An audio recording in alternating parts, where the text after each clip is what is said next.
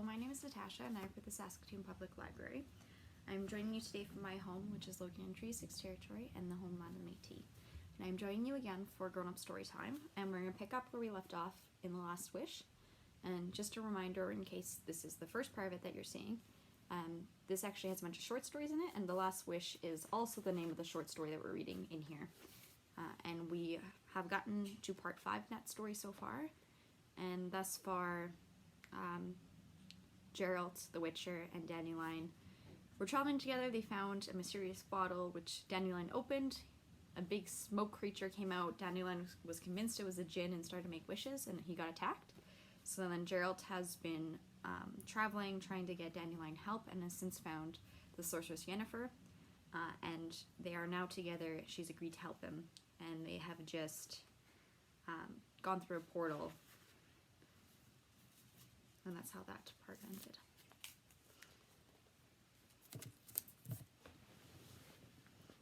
So this is part 5. It starts on page 300 in case you happen to have the same copy and want to follow along. It's an hour since she went in, Sheridan turned over the hourglass standing on the table. I'm starting to get worried. Was Dandelion's throat really so bad? Don't you think we ought to go and have a look? She made it quite clear that she didn't want us to. Gerald finished his mug of herb tea, grimaced dreadfully. He valued and liked the settled elves for their intelligence, calm reserve, and sense of humor, but he couldn't understand or share their taste in food or drink. I don't intend to disturb her, Sheridan. Magic requires time. It can take all day and night as long as Dandelion gets better. Oh well, you're right. A sound of hammering came from the room next door. Erdil, as it turned out, lived in a deserted inn which he had bought intending to renovate and then open with his wife, a quiet, taciturn elf. Radomir, who had taken to their company after a night spent with the elves in the guardroom, volunteered to help the repairs. He got down to renovating the wood paneling, working alongside the married couple, as soon as the confusion created by the Witcher and Yennefer leaping through the wall and the flash of a portal had subsided. I didn't think you'd find it so easy, if I'm to be honest, Sheridan went on. Yennefer isn't the most spontaneous of people when it comes to help. Others' troubles don't particularly bother her. I don't disturb her sleep. In a word, I've never heard of her helping anyone if there wasn't something in it for her. I wonder what's in it for her to help you and Dandelion. Aren't you exaggerating? The Witcher smiled. I didn't have such a bad impression of her.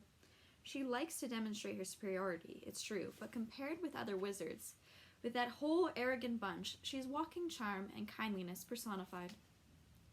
Sheridan also smiled.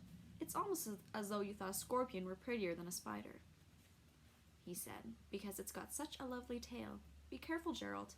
You're not the first to have judged her like that without knowing she's turned her charm and beauty into weapons. Weapons she uses skillfully and without scruple, which of course doesn't change the fact that she's a fascinating and good-looking woman. You wouldn't disagree, would you? Gerald glanced keenly at the elf. For a second time, he thought he saw traces of blush on his face. It surprised him no less than Sheridan's words. Pure-blooded elves were not wont to admire human women, even the very beautiful ones, and Yennefer, although attractive in her own way, couldn't pass as a great beauty.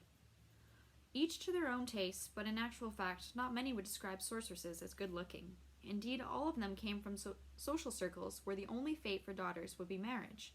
Who would have thought of condemning their daughter to years of tedious study and the tortures of somatic mutations if she could be given away in marriage and advantageously allied? Who wished to have a sorceress in their family? Despite the respect enjoyed by magicians, a sorceress family did not benefit from her in the least, because by the time the girl had completed her education, nothing tied her to her family anymore. Only brotherhood counted, to the exclusion of all else. So only daughters with no chance of finding a husband became sorceresses. Unlike priestesses and druidesses, who only unwillingly took ugly or crippled girls, sorcerers took anyone who showed evidence of a predisposition. If the child passed the first year of training, magic entered into the equation, straightening and evening out legs, repairing bones which had badly knitted, patching hair lips, removing scars, birthmarks, and pox scars. The young sorceress would become attractive because the prestige of her profession demanded it. The result was pseudo-pretty women with the angry and cold eyes of ugly girls. Girls who couldn't forget their ugliness had been covered by the mask of magic only for the prestige of their profession. No, Gerald couldn't understand Sheridan. His eyes, the eyes of a witcher, registered too many details.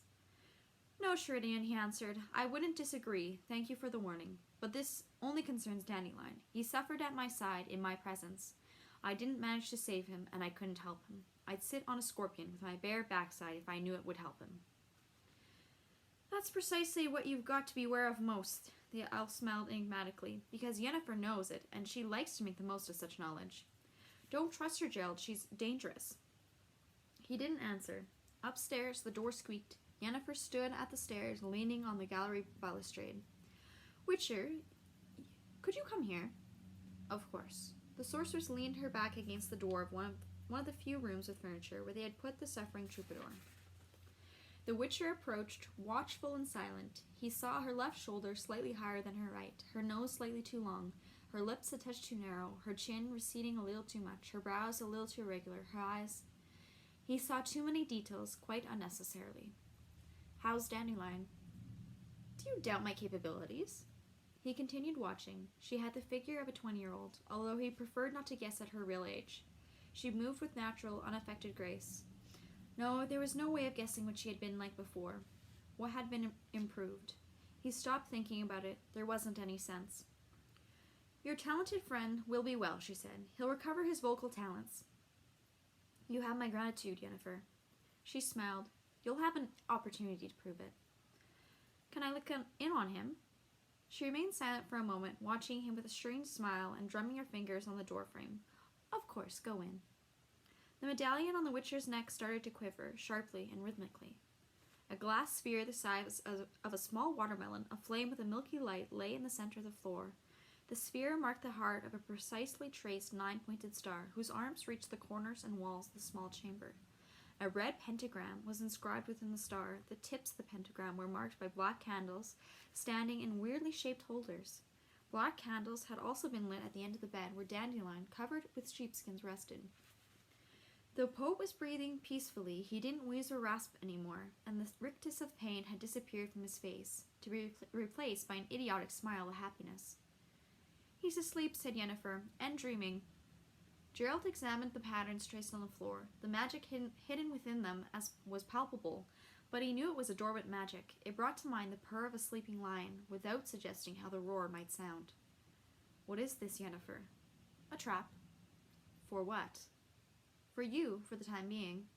The sorceress turned the key in the lock, then turned it over in her hand. The key disappeared. And thus I'm trapped, he said coldly. What now? Are you going to assault my virtue? Don't flatter yourself. Yennefer sat on the edge of the bed. Dandelion, still smiling like a moron, groaned quietly. It was without a doubt a groan of bliss. What's this all about, Yennefer? If it's a game, I don't know the rules. I told you, she began, that I always get what I want. As it happens, I desire something that Dandelion has. I'll get it from him, and we can part ways. Don't worry, he won't come to any harm.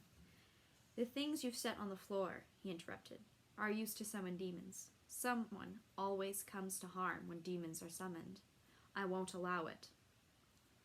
Not a hair on his head will be harmed, continued the sorceress, without paying any attention to his words. His voice will be even more beautiful, and he'll be very pleased, even happy. We'll all be happy, and we'll part with no ill feelings or resentment. Oh, Virginia, moaned Dandelion without opening his eyes. Your breasts are so beautiful, more delicate than a swan's down. Virginia! Has he lost his mind? Is he raving? He's dreaming, Yennefer smiled. His dream wish is being satisfied in his sleep. I probed his mind to find the very depths. There wasn't much there. A few obscenities, several dreams, and masses of poetry. But be that as it may, the seal which plugged the bottle with the gin, Gerald, I know he doesn't have it. You do. Please give it to me. What do you need the seal for? How should I answer your question? The sorceress smiled coquettishly. Let's try this. It's none of your damned business, Witcher. Does that satisfy you? No, his smile was equally nasty. It doesn't. But don't reproach yourself for it, Yennefer. I'm not easily satisfied. Only those who are above average have managed so far. Pity, still you remain unsatisfied. It's your loss. The seal, please. Don't pull that face. It doesn't suit either your good looks or your complexion. In case you hadn't noticed, let me tell you that you are now beginning to repay that gratitude you owe me. The seal is the first installment for the price to be paid for the singer's voice. I see you've divided the price into several installments, he said coldly. Fine, I might have expected that, but let it be a fair trade, Yennefer. I bought your help, and I'll pay. She contorted her lips in a smile, but her violet eyes remained wide open and cold. You shouldn't have any doubt as to that, Witcher. Me, he repeated, not Dandelion. I'm taking him to a safe place. When I've done that, I'll come back and pay your second installment and all others, because as to the first, he reached into a secret pocket of his belt and pulled out the brass seal with the sign of a star and broken cross. Here, take it, not as an installment. Accept it from a Witcher as proof of his gratitude for having treated him more kindly, albeit in a calculated manner, than the majority of her brethren would have. Accept it as evidence of goodwill, which ought to convince you that having seen to my friend's safety, I'll return to repay you. I didn't see the scorpion amidst the flowers, Yennefer. I'm prepared to pay for my inattention. A pretty speech, the sorceress folded her arms, touching and pompous. Pity it's in vain. I need Dandelion, so he's staying here. He's already been close to the creature you intend to draw here, Gerald indicated the patterns on the floor. When you've finished your handiwork and brought the djinn here, Dandelion is most certainly going to suffer, despite all your promises. Maybe even more than before, because it's the creature from the bottle that you want, isn't it? Do you intend to master it? Force it to serve you? You don't have to answer. I know it's none of my damn business. Do what you want. Draw 10 demons in it if you like, but without Dandelion. If you put him at risk, this will no longer be an honest trade. Yennefer, and you don't have the right to demand payment for that. I won't allow... He broke off. I wondered when you'd feel it, giggled the sorceress. Gerald tensed his muscles, and clenching his jaw until it hurt, strained his entire will. It didn't help. He was paralyzed, like a stone statue. Like a post which had been dug into the ground, he couldn't even wiggle a toe. I knew you could deflect a spell thrown straight at you, said Yennefer. I also knew that before you try anything, you'd try to impress me with your eloquence. You were talking while the spell, hanging over you, was working and slowly breaking you. Now you can only talk, but you don't have to impress me anymore. I know you're eloquent. Any further efforts in that direction will only spoil the effect. Sheridian, he said with an effort, still fighting the magical paralysis. Sheridian will realize that you're up to something. He'll soon work it out. Suspect something any minute now, because he doesn't trust you, Yennefer. He hasn't trusted you from the start. The sorceress swept her hand in a broad gesture. The walls of the chamber became blurred and took on a uniform dull gray appearance and color. The door disappeared, the windows disappeared, even the dusty curtains and pictures on the wall, splattered with flies, vanished. What if Sheridian does figure it out? She grimaced maliciously. Is he going to run for help? Nobody will get through my barrier. But Sheridian's not going to run anywhere. He won't do anything against me. Anything. He's under my spell. No, it's not a question of black magic or sorcery. I didn't do anything in that way. It's a simple question of body chemistry. He's fallen in love with me. The blockhead. Didn't you know? Can you imagine? He even intended to challenge Beau to a duel. A jealous elf. That rarely happens. Gerald, it's not for nothing that I chose this house. Beau, Baran, Sheridian, Erdal, Dandelion, you really are heading for your goal as straight as you can. But me, Yennefer, you're not going to use me. Oh, I am. The sorceress got up from the bed and approached him, carefully avoiding the signs and symbols marked on the floor. After all, I did say that you owe me something for curing the poet.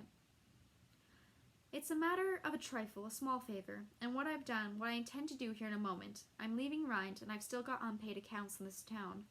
I've promised several people here something, and I always keep my promises. Since I won't have time to do so myself, you'll keep those promises for me. He wrestled with all his might, in vain. Don't struggle, my little Witcher. She smiled spitefully. It's pointless. You've got a strong will and quite a bit of resistance to magic, but you can't contend with me and my spell. And don't act out of farce for me. Don't try to charm me with your hard and insolent masculinity. You are the only one to think you're insolent and hard. You'd do anything for me in order to save your friend, even without spells at that. You'd pay any price. You'd lick my boots, and maybe something else too, if I unexpectedly wished to amuse myself. He remained silent. Yennefer was standing in front of him, smiling and fiddling with the obsidian star sparkling with diamonds pinned to her velvet ribbon. I already knew what you were like, she continued, after exchanging a few words with you in Beau's bedroom, and I knew what form of payment I'd demand from you. My accounts in Rind could be settled by anyone, including Sheridan. But you're the one who's going to do it because you have to pay me. For your insolence, for the cold way you look at me, for the eyes which fish for every detail, for your stony face and sarcastic tone of voice, for thinking that you could stand face to face with Yennefer of Vegaberg and believe her to be full of self-admiration and arrogance, a calculating witch, while staring at her soapy tits. Pay up, Gerald of Rivia. She grabbed his hair with both hands and kissed him violently on the lips, sinking her teeth into them like a vampire. The medallion on his neck quivered, and it felt to Gerald as if the chain was shrinking and strangling him. Something blazed in his head while a terrible humming filled his ears. He stopped seeing the sorceress's violet eyes and fell into darkness. He was kneeling. Yennefer was talking to him in a gentle, soft voice. You remember? Yes, my lady. It was his own voice. So go on and carry out my instructions. At your command, my lady. You may kiss my hand. Thank you, my lady. He felt himself approach her on his knees. 10,000 bees buzzed in his head. Her hand smelt of lilac and gooseberries. Lilac and gooseberries. Lilac and gooseberries. A flash. Darkness. A balustrade. Stairs. Sheridan's face. Gerald, what's the matter with you? Gerald, where are you going? I have to, his own voice. I have to go. Oh, gods, look at his eyes. Vadimir's face contorted with horror. Erdel's face and Sheridan's voice. No, Erdel, don't touch him. Don't try to stop him. Out of his way, get out of his way. The scent of lilac and gooseberries, lilac and gooseberries. A door, the explosion of sunlight. It's hot, humid, the scent of lilac and gooseberries. There's going to be a storm, he thought, and that was his last thought.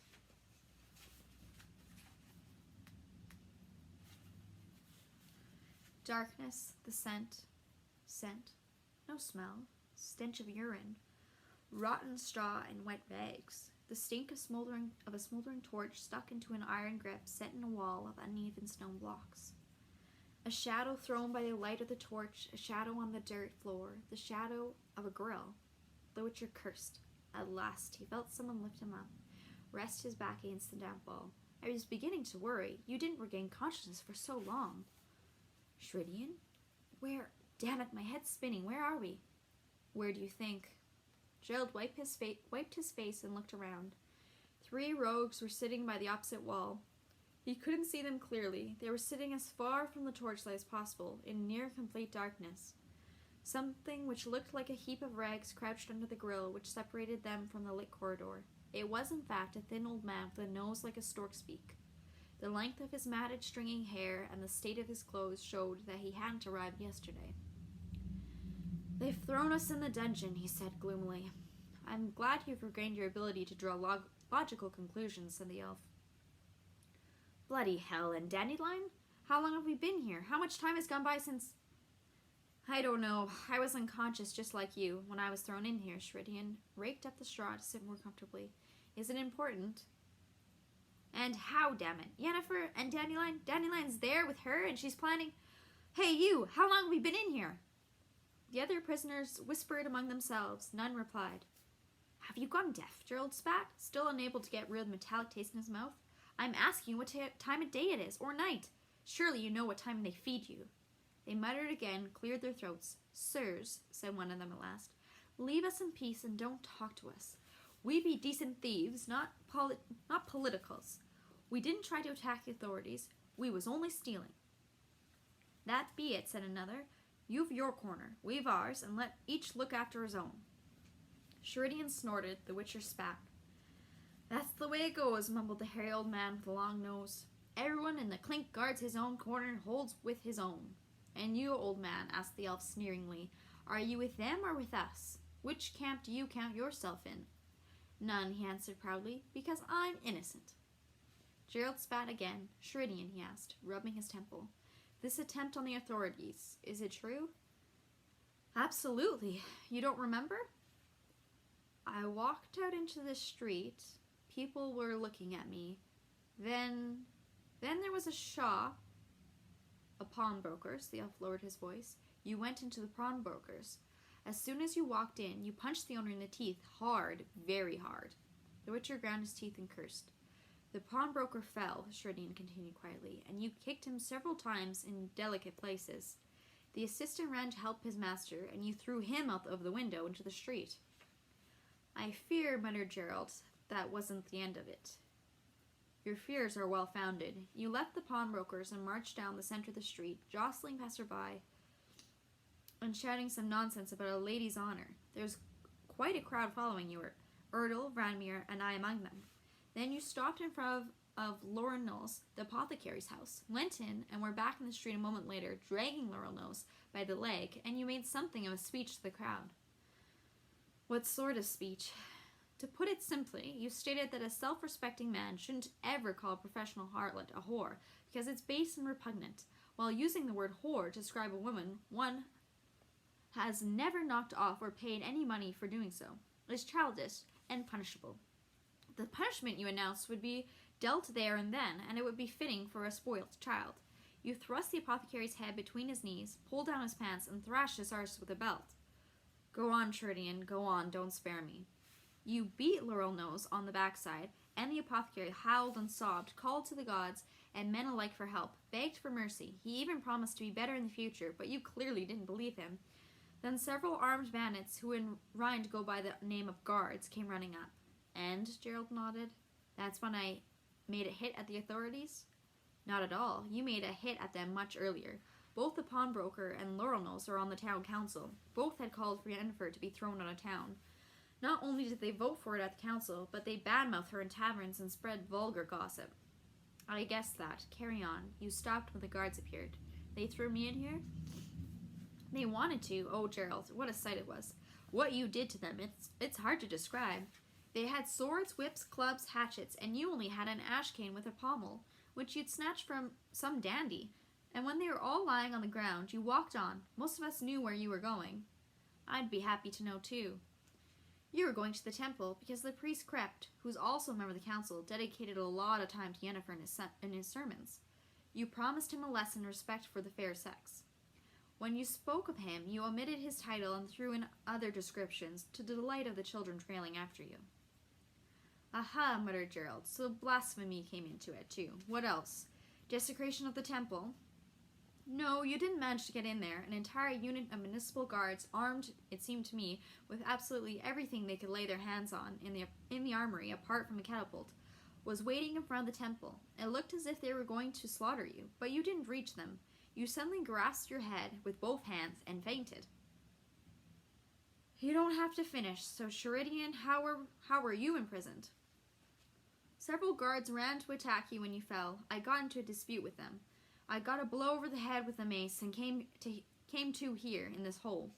No doubt they'll accuse me of taking part in an anti-human conspiracy. Since we're talking about accusations, the Witcher ground his teeth again. What's in store for us, do you think? If Neville the mayor gets back from the capital on time, muttered Sheridan, who knows? He's a friend.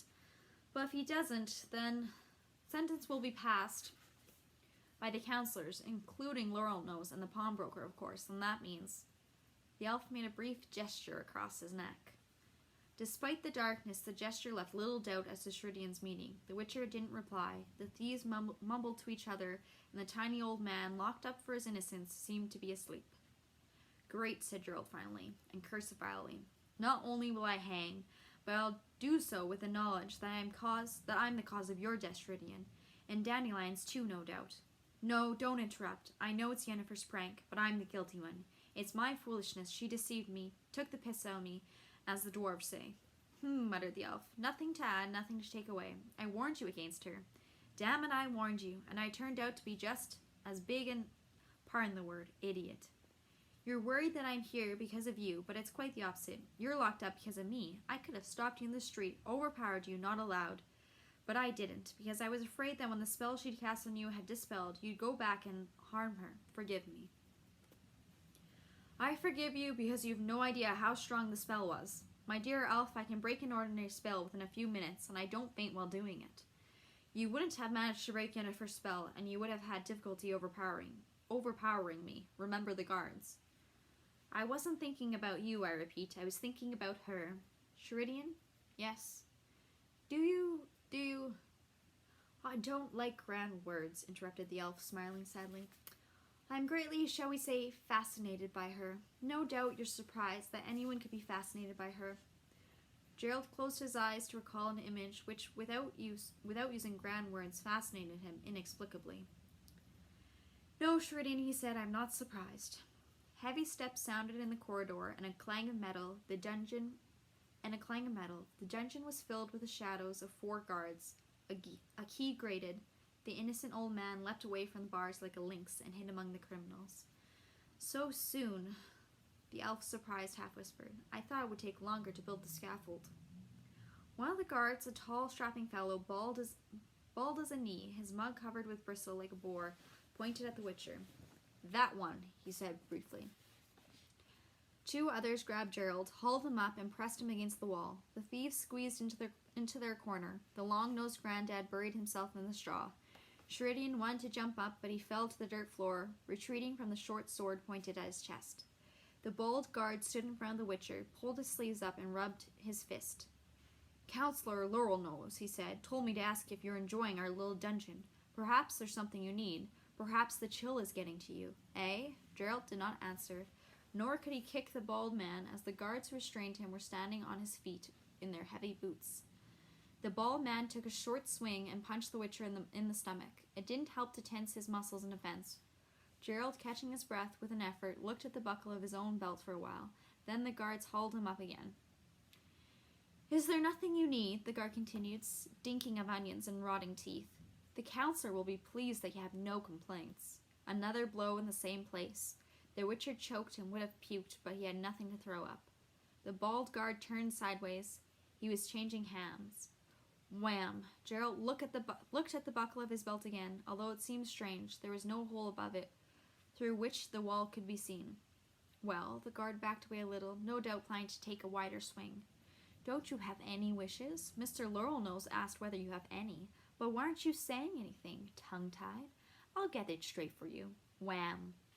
Gerald didn't faint this time either, and he had to faint because he cared for his internal organs. In order to faint, he had to force the guard to. The guard spat, bared his teeth, and rubbed his fist again. Well, no wishes at all? Just one, moaned the Witcher, raising his head with difficulty. That you burst, you son of a whore. The bald guard ground his teeth, stepped back, took a swing, this time according to Gerald's plan, aiming for his head. But the blow never came. The guard suddenly gobbled like a turkey, grew red, grabbed his stomach with both hands, howled, roared with pain, and burst.